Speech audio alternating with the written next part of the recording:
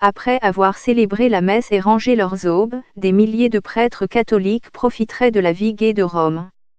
C'est l'une des conclusions tirées par le journaliste français Frédéric Martel dans Sodoma, Enquête au cœur du Vatican, un livre paru jeudi dernier. Le livre est le résultat d'une enquête que j'ai menée pendant 4 ans. J'ai voyagé dans plusieurs pays et interrogé des dizaines et des dizaines de cardinaux, évêques, séminaristes et des personnes très proches du Vatican, a déclaré Martel à la BBC. Est-il possible de soigner l'homophobie ? Des tests d'ADN pour retrouver les enfants des prêtres. Martel a interrogé 41 cardinaux, 52 évêques et plus de 200 prêtres, séminaristes et diplomates au cours de son enquête. Martel soutient que les conditions historiques et sociales ont transformé le sacerdoce en un refuge pour des centaines de jeunes hommes persécutés dans leur village pour leur sexualité.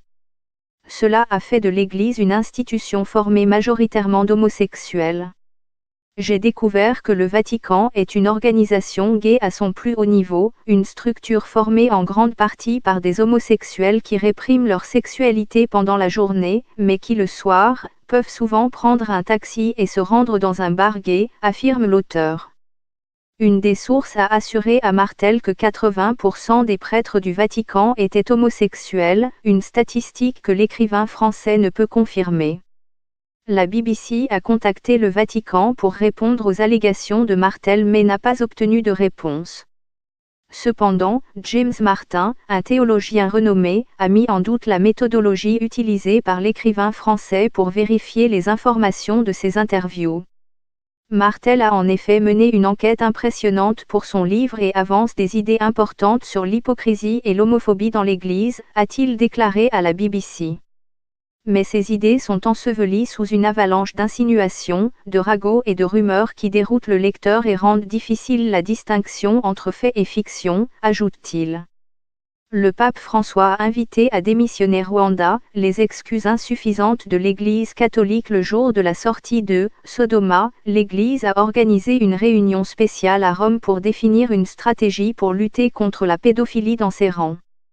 Les catholiques les plus ancrés à droite établissent fréquemment un lien entre les cas d'abus et les prêtres homosexuels. L'Église a détruit des preuves de cas d'abus sexuels. L'Église catholique présente ses excuses mais Martel, qui est gay, affirme que le problème au sein de l'Église ne réside pas dans les choix sexuels des prêtres, mais dans le double standard de morale de l'institution en matière de sexualité.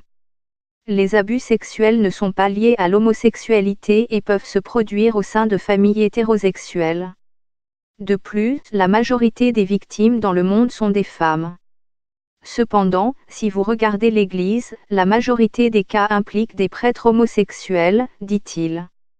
L'auteur affirme qu'une culture du secret au sein de l'Église conduit à dissimuler les cas d'abus. De nombreux évêques sont homosexuels et craignent les scandales, les médias et même eux-mêmes. Ainsi, ils protègent les agresseurs, non pas pour protéger les agresseurs, ni pour dissimuler les abus, mais pour éviter de se révéler homosexuels. Ils se protègent eux-mêmes. J'ai constaté que dans de nombreux cas, plus ils étaient critiques à l'égard de l'homosexualité, plus leur vie gay secrète était lubrique. Martel a interviewé des prostituées qui affirment avoir été embauchées par un cardinal réputé d'Amérique latine. Les critiques du livre, cependant, disent que l'écrivain français n'a pas fourni d'éléments de preuve pour étayer les accusations portées contre l'Église. D'autres craignent que le livre puisse déclencher une chasse aux sorcières contre les prêtres homosexuels et promouvoir des stéréotypes négatifs. Mais le livre a tout de même quelques soutiens. Monseigneur Stephen J. Rossetti, professeur à l'Université catholique d'Amérique, a déclaré que l'ouvrage met en lumière un secret qui pourrait contribuer à changer les anciennes structures du Vatican. Le Saint-Siège devrait être un modèle, y compris dans la sélection de ses membres.